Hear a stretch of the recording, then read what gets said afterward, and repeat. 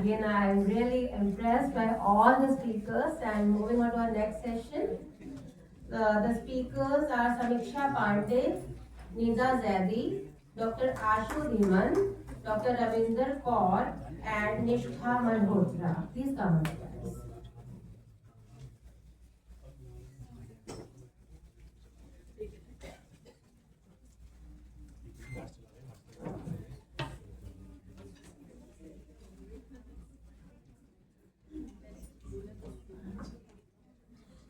Samiksha Pandey is a dynamic dispute resolution practitioner and legal academic with experience spanning practice, policy, and teaching. She holds dual LLM degrees in international and commercial dispute resolution from University of Westminster and intellectual property from Vidyapita National Law University. Her professional work includes civil litigation, mediation, arbitration, and advisory practice.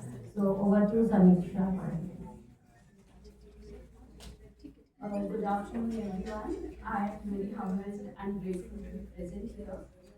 And listening to two panelists before me, I think the quote with which I would like to start is that when you educate a boy, you are educating an individual. But as we have seen so many women converting their skills into craft and practices, when we are educating a girl, we are educating the entire society. And charity is beginning at home, and everyone is doing so wonderful. So it's a pleasure to be a part of the session today. And being a legal practitioner and an academician, I would like to start with the representation of women in legal sector. And we are working a lot for the grassroots level, that how women can be very aware about their rights, duties. So even before working for the court and everything, we are starting from the grassroots level, that the women know what are their rights, their duties. Because today also, if you go to the rural area, we have the cities have reached to the point of discussion that feminism can be toxic, feminism is positive, and we are on that debate at city level. But if you see the rural sector, women are still not aware of many of their rights and duties. And when we are talking about sustainability, we should be talking about sustainable laws, which is gender inclusive, which is feminist in nature. And at least women should know which platform to approach, or which forum to approach when they are going through some legal issues. Because women are starting their businesses, they are starting their practices, and it cannot go ahead or farther in farther than the legal support which they can be supported. So I think you should not be afraid of law. You should take legal practitioners into consideration. You should know what are the laws present which can support your business, your practice, your startup. Go for dispute resolution. Mediation is the most flexible process where you actually don't have to go to court. You can have a mediator who can help you frame your contract and have a sustainable approach towards law. So this is the time where you should not be afraid of law. You should not be afraid of lawyers. You should actually take their skills into account. You should try to inculcate and learn from them. So at grassroots level, especially, we are talking about domestic violence. Still, women are going through a lot of domestic violence. I agree that it is a gender inclusive society and women are misusing as well. But we have to see in which ratio the law is being used and misused. And the data and the crime report speaks for itself that women are still more victim than they are misusing. So at grassroots level only we do a lot of legal aid programs through the institution, because it is very important for every law school nowadays to have a legal aid program, and we will legal aid cell, ma'am also agrees with it, she also follow an institute. So we do a lot of rural, I would say, development program where we call the local society women or the local crowd and educate them on what are their duties, their rights, from beginning from right to vote, then right to voice. And you must be aware that now the Women Reservation Act 2023 is on the table for us, which talks about 33% women reservation on all decision making tables. And I think we are always talking about what women are giving, but I would like to take this stage to talk about what women are taking. and what women are rights, and they are feeling powerful, they are feeling supported, they are feeling that they have the economic independence. And with that, I would like to end that. Please, give and take should be equal always. So please don't leave yourself behind in the progress of the society, because if women are progressing, then the society is progressing. Take care Wow. of yourself. Thanks a lot and I like to say कि ढूंढ ही लेते हैं अंधेरे में भी मंजिल अपनी, जुगनू किसी रोशनी के मोहताज नहीं होते। नहीं, सारी जो जुगनू ladies were lightning this world with their effort. So now I'd like to invite Dr. Ravinder Kaur.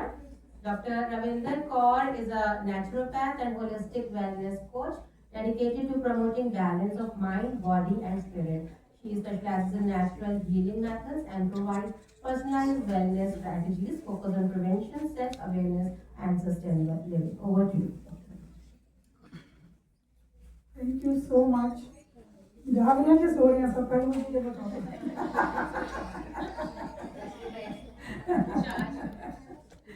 So, basically in my profession of holistic wellness since 25 years now, more than that maybe, yatha pinde tatha brahmande, that the 5 elements that we are seeing around is within us. And the power of these 5 elements is what I call, and that is a fact that we should all know, कि जो 5 तत्व से आप बने हैं, space, air, fire, water and earth, वही हमारे अंदर है, वही बाहर है. And those 5 tattvas are complete to give you total happiness. So I ask you, कौन है जो कहेगा जैसे जब नहीं होता, मुझे ये प्रॉब्लम नहीं है, मुझे ये हेल्थ प्रॉब्लम नहीं है, नींद आती है अच्छी, गुस्सा नहीं आता है, स्पिरिचुअल हमारी अटैचमेंट्स भी हैं, साइकिक कॉर्ड्स भी हैं हमारे रिलीजन के साथ, so many things that we are tied up in all these things. So why I gave the company name Tattva Bliss is this, that these 5 elements are complete to give you total balance. If you actually know how to balance them, how to use them, they are available to you. So naturopathy, or I can say the system, the energy around us, is not calling us to go to the hospitals. It is available here. अब सूर्य चिकित्सा के लिए दूर तो जाना है, सूर्य यहाँ घर पर नहीं आता है. So we have to know those beautiful, techniques, I can say, the therapies, as Mahatma Gandhi says, where everybody knows naturopathy works. It was a sad example of naturopathy. He was wearing one cloth in the extreme winters also. So this is one thing that we can all actually understand. So my message to all of you is, learn today or tomorrow. One day you will have to follow naturopathy. People say it is alternative. No, it is original. This is how thousands of years before we were living, we were having healthy lives. Our ancestors and like their grandparents are healthier than us. Till date, we are finding that. So my belief is that balance this 5 elements, and very important thing which I find in my subject is space tattva. So space tattva is missing in any other technique. Space tattva is space. We talk of space. Space in eating, space in thinking, space in walking, space you need everywhere. To achieve that space and be able to create that space anywhere you are sitting. That is what I call as meditation. आज क्यों कहते हैं हर doctor है, फिर हमारी का अलग meditation है. Why? Because we have to go inside, find out that. अब मैं एक गाना गाऊंगी आपके साथ, जो मैंने तिहाड़ जेल में काउंसलिंग करी थी पहले दिन. I do counseling at Tihar jail. That was my passion. तुम जाओगे कि उनसे आगे बात करें. Negative से positive कर, लड़ाई क्यों करते हैं यार? क्यों करते हैं? Why bother? So this was my passion, and that drove me to Tihar jail. Though I was a zoology honors student, not a psychology student, but I was always passionate to heal people, and I'm healing people from distantly also. Tihar jail में जो मैंने पहले गाना गाया, 2 लाइनें आप सबको बोलूंगी और चाहूंगी कि उसको मतलब समझिए क्या है, और गाइए please with me. Oh hore, because I know everybody is very tired, just cheer up. Oh hore, ताल मिले नदी के जल में, नदी मिले सागर में, सागर मिले कौन से जल में, कोई जाने ना. हरे ताल. So this is the beauty of nature. कैसे पानी जाता है, कहाँ पहुँचता है हम नहीं जानते. उसकी immense, उसकी limitlessness. कोई नहीं जानेगा. So the next para is very very wonderful, जो कि हमारे subject से attach करता है. सूरज को धरती तर से, धरती को चंद्रमा, पानी में सीप जैसे प्यासी हर आत्मा. बूंद छुपी किस बादल में कोई जाने ना. ये समझ लेना, आप लोग लेके जाना आज दिन में. सूरज को धरती पर से, धरती सूर्य से एनर्जी ले रही है, उसको तरस रही है, उसके आसपास घूम रही है, राइट. धरती को चंद्रमा, चंद्रमा उसके आसपास घूम रहा है, चंद्रमा धरती के आसपास घूम रहा है, right, connected with the energy of earth. पानी में सीप जैसे, जितने भी हम लोग हैं, जितने भी दुनिया घूम रही है, प्यासी हर आत्मा, कहीं ना कहीं कोई प्यास रह रही है, कोई लैक्यूम रह रही है, कोई वैक्यूम है, स्टिल नॉट फिल. अभी मैं बहुत सुंदर है, शायद किसी ने एनालाइज किया कि नहीं.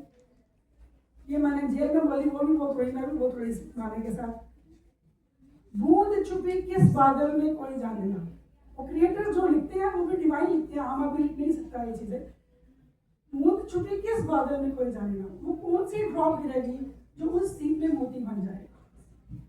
So be open to learning, be open to a moment that you get a guide, meditate through a master or by yourself. Keep trying. I lost my mother 30 years back and started meditating then only because लगा दुनिया बेकार है, झूठ है सब कुछ, और यही सच है कि हम अंदर से ढूंढे. एंड वो गॉड जो मदर बन के मेरी माँ को भेज रहा था, गॉड से कनेक्ट करें, मैं बात कर, लेके तुम्हें मेरी माँ को बात कर, फादर भी चले गए 2 साल के बाद, बात कर. So this is how I got connected with that universal energy, and this is flowing around all of you. Create that place. Once you set that frequency, अपने आप घट लगेगा और you charge आना शुरू हो जाएगा. Suddenly realize कि ये change क्या आ गया. So beyond this hustle and bustle, professional performance, family performance, personal performance, सब कुछ कर रहे हैं हम लोग. Beyond that is you yourself, the uniqueness. Find out that pearl in you. अभी अपने आप का pearl नहीं पहचाना, तो अंदर का pearl जागृत करो और उसको reflect करो. You should be a festival by yourself. जहाँ बैठो आपकी radiance वहाँ पे फेस्टिवल क्रिएट कर दे. You don't have to seek anyone, कोई डेस्टिनेशन, कोई वैकेशन, कुछ नहीं चाहिए, जो आपने उस प्लेस को एंजॉय कर लिया. Thank you so much. Thanks a lot. Yeah.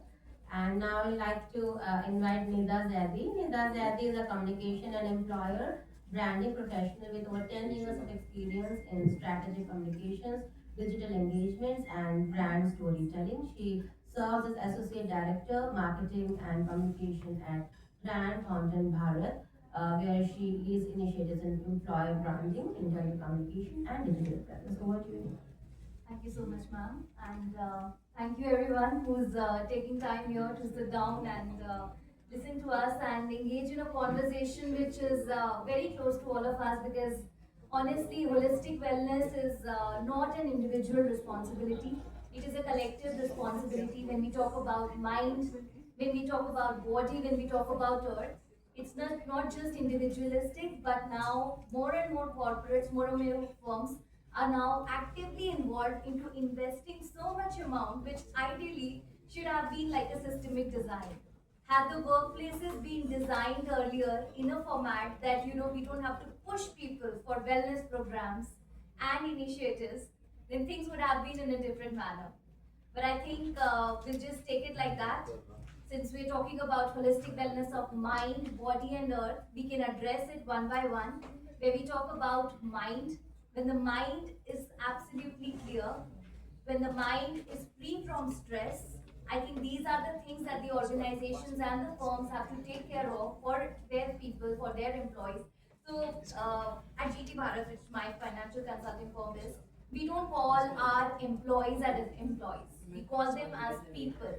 And this is one of the first steps that we took into bringing those people standing for the firm and not just treating them as employees, that I'm getting the work done from you, you take money, you go back home, enjoy.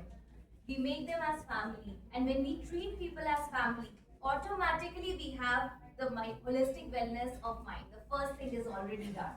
We don't have to push them for a wellness initiative. We don't have to push them, take this wellness session. Please attend this session and from 5 to 6 p.m. today. Please don't do that.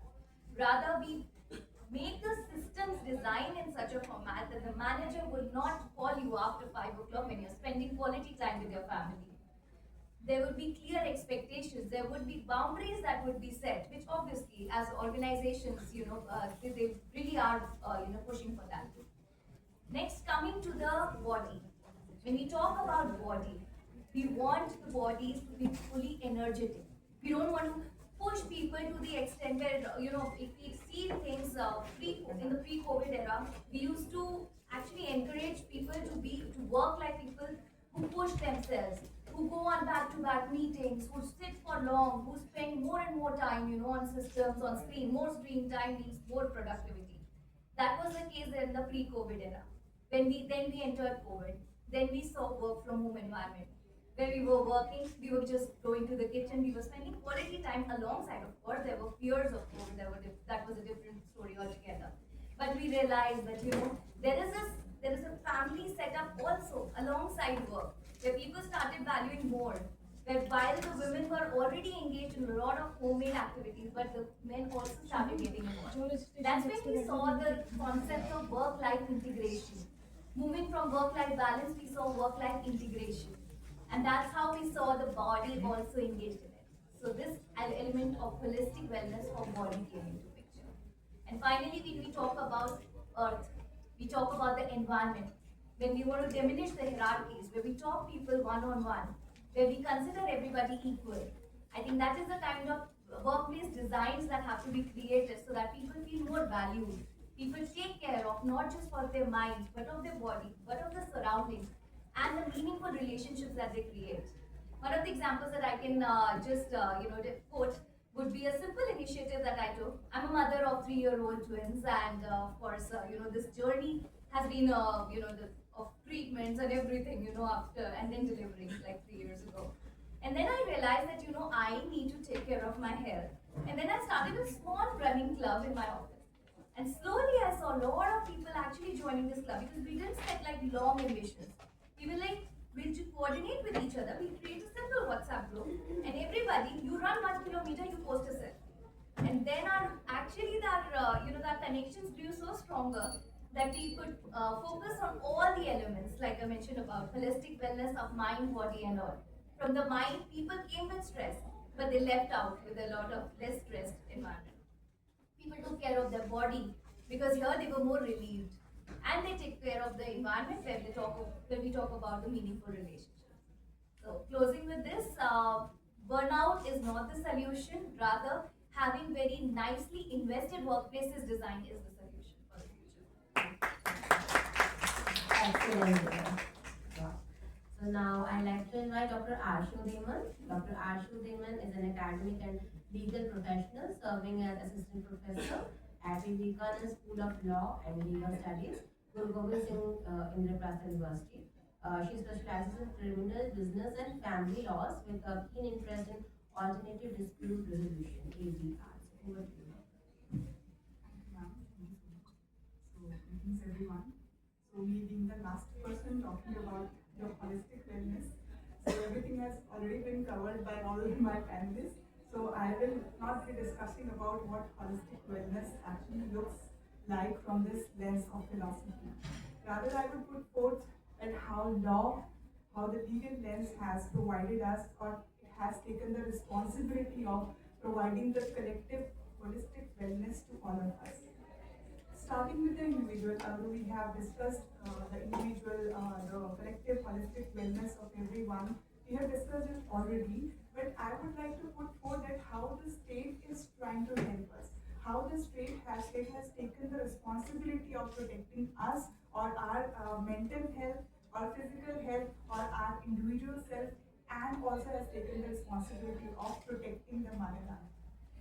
So, starting with the individual's wellness, I would like to put forth Article 24 of the Constitution, wherein the court has taken the Constitution, the state has taken the responsibility of taking care of the right to life and personal liberty of an individual. So it does not only talk about the right to life. So when we talk about the holistic wellness, what do we see? We see that there is an individual, there is a body, and it is not about the body and the mind of that individual. It starts from the body of an individual, it expands to his mind, and then it further extends to the society and further goes into earth, protection of earth, and then ultimately welfare of the world. So coming back to the point, I have raised this that Article 21 specifically provides us right to life and personal liberty. So state has taken this responsibility, and from various judgments, the court, the judiciary also have established that not only we have right to life and personal liberty, but we have right to live with dignity, we have right to health, and we are also having a right to be in a healthy environment, right to have environment. So the question arises here is that when the state itself has taken the responsibility of holistic wellness of all, specifically in India, then why cannot we take the responsibility of our own wellness and the wellness of all the people around us? Being a woman, every one of us are required, because from the very beginning I have seen that the patriarchal society setup is such that women are supposed to take care of everyone in the family, cooking and taking care of children, in-laws, family members, etc. But what if we take care of ourselves first? Putting ourselves first is going to help us first to maintain a good society and good earth and the world. Not only Article 21, in fact, we all have witnessed, we all are seeing the news. We are also having the right to die currently that has been established in the Pacific Peninsula's case in Harish Rana currently in March 2026. He has been given allowed the passive euthanasia. So you see how the state has taken the responsibility of taking care of everything we are having. So this was about the individual, and even if you see, we were having one section 309 attempted suicide. If my legal friends from legal community may connect with this. So the state has provided us with a punishment for that earlier, but now that has actually been changed into by providing the mental health act. Now we are not being punished if we have attempted suicide. So we are supposed to take mental health help. So that is important thing. Right? So that means state is taking all the measures to ensure that our mental, physical health is fine. Right? So this is one thing I wanted to put forth from the state for an individual. Second point I want to raise is the earth. Do you know that state has also taken the responsibility of taking care of the earth? I'm sorry, I have a lot more to talk, but I will finish by saying that the earth also is important, because if earth will not be, of course, we are all having the right to air, right to water, and right to healthy environment. So that is why the state has ensured to provide us with various statutes like Environment Protection Act, Air Act, Water Act, and whatnot. And ultimately coming back to women, that if we are going to take care of ourselves, our physical and mental health, definitely we are going to create a better world for all. Thank you so much. And when we see or hear anything amazing, we just say wow. So according to me, it's like world of women. And when women takes oath and responsibility of saving environment, is nothing like that. It was a very inspiring session, and all the speakers are so enthusiastic and for sharing their knowledge and information. So I'm so happy to have and glad to have one-to-one conversation also to learn more about what work they are doing and what exactly we can collaborate together. Recently on 22nd of April we had the World Earth Day, and we are celebrating the Earth till now. This is a World Earth complete month we are celebrating. So I have written two lines on Earth, so I would like to, have recite that thing with you all. So, then. It's a whisper to humanity. The earth does not shout. The earth does not shout. She whispers. She whispers in rustling leaves, in rivers that remember the language of purity. She cradles mountains like ancient wisdom, offers forests as breath, and paints the sky each dawn without asking for applause. Yet, we, the hurried inheritors, chip away her silence, trading forests for fleeting comforts and oceans for careless desires. Pause. Have a pause. Can you hear her tired sigh? in the melting glaciers. Can you feel her pulse weaken beneath concrete dreams? Protect her, not as a duty. Protect your Mother Earth not as a duty, but as devotion. Let every drop of water be treated like a sacred nectar, every tree a living prayer. So I believe in hugging a tree. Whatever desires you have, whatever problems you have, just go and hug a tree, and this tree will act as a mother. So every breeze are blessings to be preserved, for the earth is not ours to conquer, but ours to cherish, a borrowed home from generations yet unborn. This World Earth Day, let us not just celebrate, let us promise to heal, to nurture, to love her back into balance. Let all of us promise today to heal her. Thanks for sharing such emotional and beautiful poem, and I can understand that these were not just the word, this was your love and your feeling towards our mother. Thank you. And now I request you please honor our speakers of this session.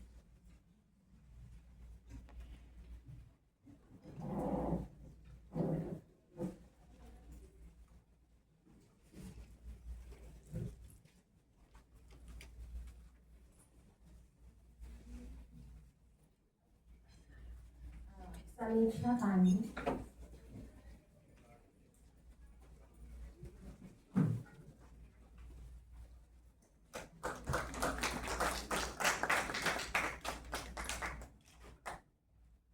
Nida Zaidi.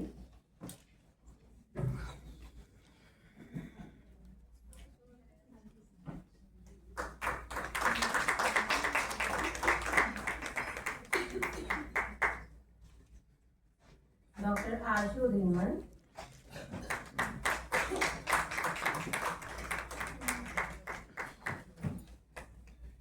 Dr. Ravinder Kaur.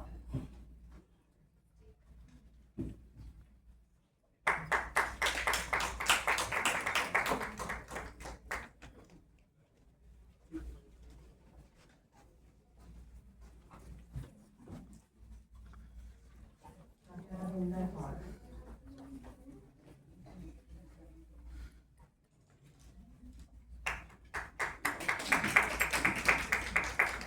All of you please come on the stage for group quick coffee session.